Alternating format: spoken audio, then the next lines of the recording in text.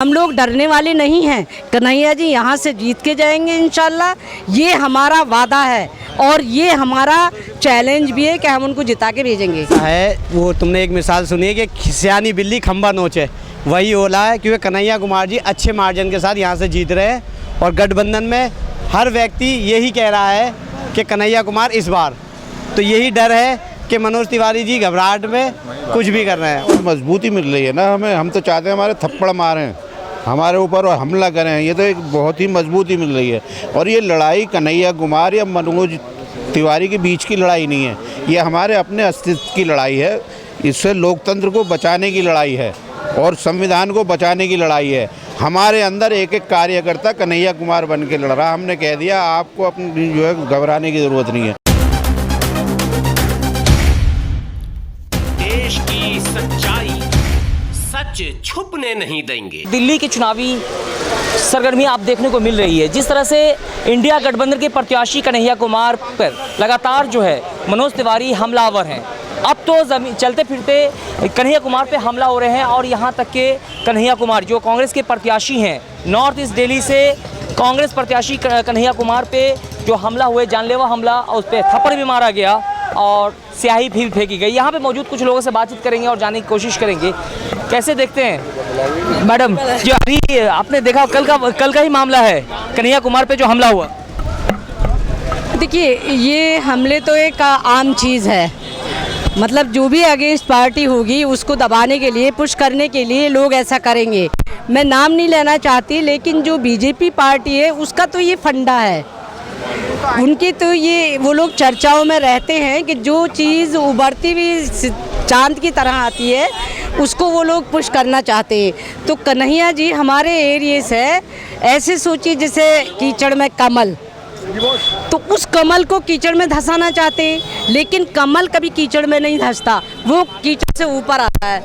तो स्याही फेंकने से या उनको मारने का षड्यंत्र रचने से कोई फ़र्क नहीं पड़ेगा। वो हारने वाले नहीं हैं, वो डरने वाले नहीं हैं।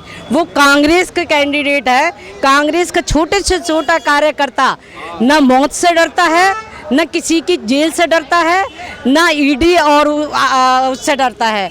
इसलिए हम लोग डरने वाले नहीं हैं। कन्हैया जी यहाँ से जीत के जाएंगे इंशाल्लाह, ये हमारा वादा है और ये हमारा चैलेंज भी है कि हम उनको जिता के भेजेंगे। कैसे देखते हैं जिस तरह से कन्हैया कुमार पे हमला हुआ, थप्पड़ भी मारा, ये गलत हुआ है सर, ये नहीं होना चाहिए। क्या लगता है कि मनोज तिवारी घबराए हुए हैं? ये मनोज तिवारी घबराए हुए हैं, ये कन्हैया के साथ बहुत सारी आम पब्लिक इकट्ठा देख के घबरा चुके हैं इस टाइम। वो और भी लोग हैं जिस तरह से कन्हैया कुमार पे लगातार जो है हमला हो रहा है, आप देख सकते हैं। बुलाए हुए हैं बीजेपी वाले, ये समझ चुके हैं कि हम सीट हार चुके हैं, इसलिए इनके भाषण भी उल्टे पड़ रहे हैं। इनकी जितने भी ये कर रहे हैं अपने उसमें, ये हार की घबराहट है, इनकी कुर्सी सीट जा रही है, इसलिए ये बुखलाए हुए हैं। ये तो कुछ भी कर सकते हैं, लेकिन जनता समझ चुकी है वोट सारा एक तरफा वोट पड़ेगा, कन्हैया को मिलेगा 10 लाख वोट। ऐसे तो लगातार जो देखा जा रहा था भाषाभाषी, यानी कि ज़बानी हमला तो हुआ कर रहा, पहले से हो रहा था, लेकिन अब तो जो है फिजिकली हमला होना शुरू हो गया है। तो कहीं ना कहीं जो है विपक्ष के कैंडिडेट को डराने की कोशिश की जा रही है।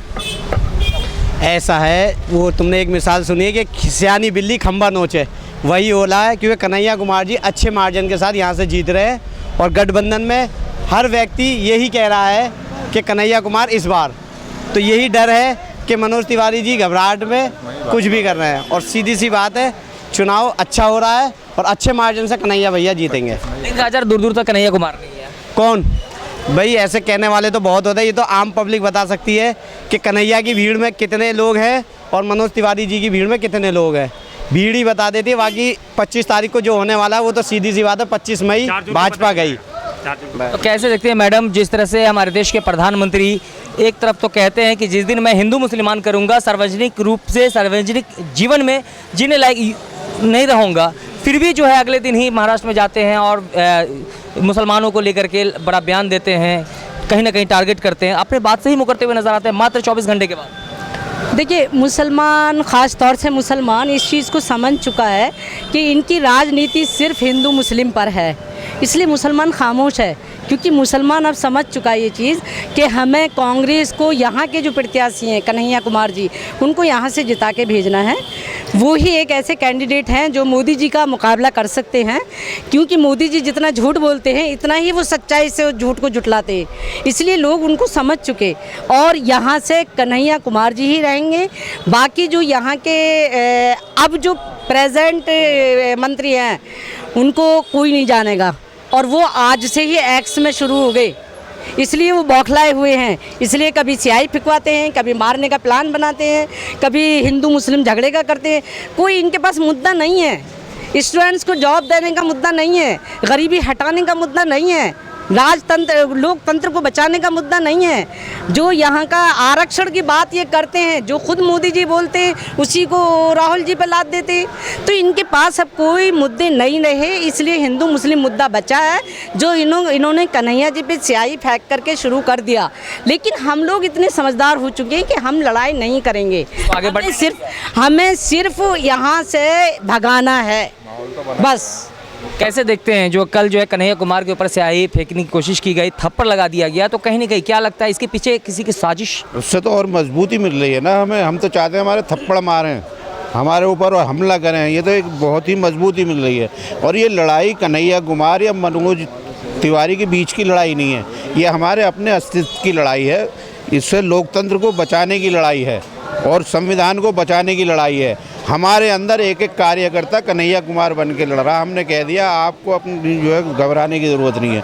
और ये इंडिया गठबंधन जो है सरकार बनाने जा रहा है 4 तारीख को, आप देखना। लेकिन अब की बार 400 का पार का नारा दिया गया है। 400 कुछ नहीं हो तो जुमलेबाजी है। वो तो कह देते 15 लाख की जैसे जुमलेबाजी थी, ये 400 पार की भी जुमलेबाजी है। अब के बिल्कुल सफाया है। यहाँ पर लोगों का पूरे हिंदुस्तान का मूड बन चुका है। कारोबार से लोग परेशान हैं, हर बात से परेशान हैं। अब इनके मुद्दे सारे फेल हो चुके हैं। और जो कन्हैया जी ने कहा था ना कि आपने यहाँ के जो लोकसभा में एमपी को नहीं देखा होगा, हम यहाँ के उसके बादशाह को बुलाएंगे, उसी का डर और खौफ है जो आज 4 बजे जुमलेबाज यहाँ शास्त्री पार्क पर आ रहे हैं प्रधानमंत्री, समझे। ये कांग्रेस की तरफ से कहा गया है कि जो सभी महिलाओं को जो है 1-1 लाख रुपया दिया जाएगा, तो क्या लगता है मिलेगा? बिल्कुल मिलेगा। जहाँ जहाँ सरकारें मिल रहा है, तेलंगाना हो, कर्नाटक हो, जहाँ भी है, कांग्रेस जो कहती है वो करके दिखाती है। यानी कांग्रेस नेता राहुल गांधी ने कहा कि अगर सरकार जैसे बनती है तो 1 जुलाई को, 1 सितंबर को, 1 अगस्त को खटाखट काम होगा, फौरन खटाखट होगा। हमें तो अभी से ही भरोसा हो चुका है। शेयर बाजार ऊपर जा रहा है, कारोबार अभी से ही शुरू हो गया, रिजल्ट से पहले ही कारोबार। अभी शेयर बाजार पे जा रहा है तो क्रेडिट तो मोदी जी को जाएगा। अरे जी नहीं, काहे को जाएगा, इंडिया गठबंधन को जाएगा। देखना जरा 4 जून के बाद में। तो क्या लगता है मंगलसूत्र वाला मामले में हो या भैंस वाले मामले हो, लगातार मोदी जी अपने ही भाषण में घिरते हुए नजर आ रहे हैं, तो क्या लगता है ये बुखलाहट है हर की? जी बिल्कुल, ये बीजेपी की बौखलाहट है। रही मंगलसूत्र की बात, भी लेडीज़ इतनी सशक्त मोदी जी के अकॉर्डिंग ही हो चुकी हैं। वो कहते हैं कि हम लेडीज़ को इतना सशक्त कर देंगे कि वो सबसे आगे रहेंगी, तो उसके अकॉर्डिंग भी हम मंगलसूत्र अपना छीनने कैसे देंगे भाई। रही कांग्रेस की बात, 70 साल से कांग्रेस है, 4 साल से 10 साल से ये है, 14 से, क्या 70 साल में किसी का मंगलसूत्र छीना? नहीं ना। तो अब कैसे छीन सकता है? ये मोदी जी की जुमलेबाजी और ये सिर्फ मुद्दे ना होने की वजह, उनके काम ना करने की वजह, जिसकी वजह से ये पब्लिक को भटकाने की कोशिश करते हैं, जिससे लोग मंगलसूत्र में उलझ कर रह जाए। मंगलसूत्र उलझाने के लिए नहीं होता, ये तो मोदी जी भी जानते हैं। मोदी जी कहते हैं कि अगर कांग्रेस की सरकार आती है तो राम मंदिर पे बाबरी ताला लग जाएगा। उन्होंने ताला नहीं कहा, बाबरी ताला कहा। देखिए, जब उसमें मूर्ति रखी गई थी, जब कांग्रेस थे, मोदी जी नहीं थे, अगर चाहते तो उसमें मूर्ति नहीं रखी जाती। किसी मुस्लिम ने ऑब्जेक्शन नहीं किया ना, उसके बाद आज तक वो ऐसे ही रहा। किसी मुस्लिम ने ऑब्जेक्शन नहीं किया। आज मंदिर जो बना है वो मोदी जी की देन नहीं है, कांग्रेस की, वो कोर्ट की देन है, कांग्रेस की स्टार्ट है। तो इसलिए आप ये सारा श्रेय मोदी जी को नहीं दीजिएगा। वो लोग अंधभक्त हैं जो इस चीज़ को मानते हैं कि मोदी जी ने मंदिर बनवा दिया। मंदिर तो कोर्ट ने बनवाया और कांग्रेस ने स्टार्ट किया, हम लोगों ने स्टार्ट किया भाई।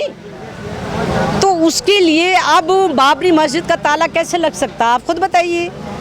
अगर ताला लगाना होता तो मुस्लिम्स उसमें मंदिर नहीं बनने देते। कहने का मतलब है एल के आडवाणी ने जो है राम मंदिर बनवाने का संकल्प लिया था।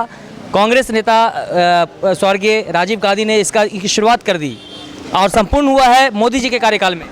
तो संपूर्ण होने का मतलब ये नहीं कि मोदी जी ने बनवाया तो एक तरह से कांग्रेस ने ही स्टार्ट कांग्रेस ने किया।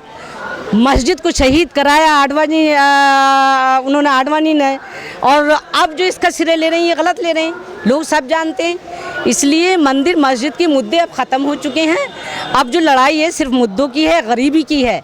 देश में गरीबी हटाओ, देश में गरीबी हटाओ, अपने 22 दोस्त हटाओ, ठीक है, और जो यहाँ के स्टूडेंट्स हैं उनको जॉब दो, लेडीज़ को जो फैसिलिटी है उनको ख़त्म नहीं करो, और नए सोचे नहीं छोड़ो।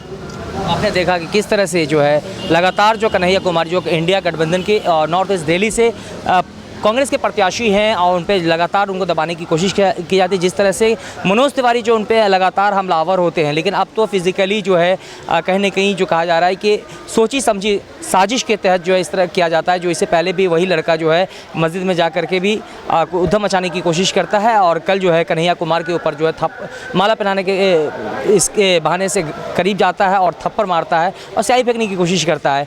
इन सभी मुद्दों पर आप क्या सोचते हैं, कृपया कमेंट करके हमें ज़रूर बताएं। फिर मिलेंगे एक नई अपडेट के साथ, तब तक नमस्कार, जय हिंद, जय भारत।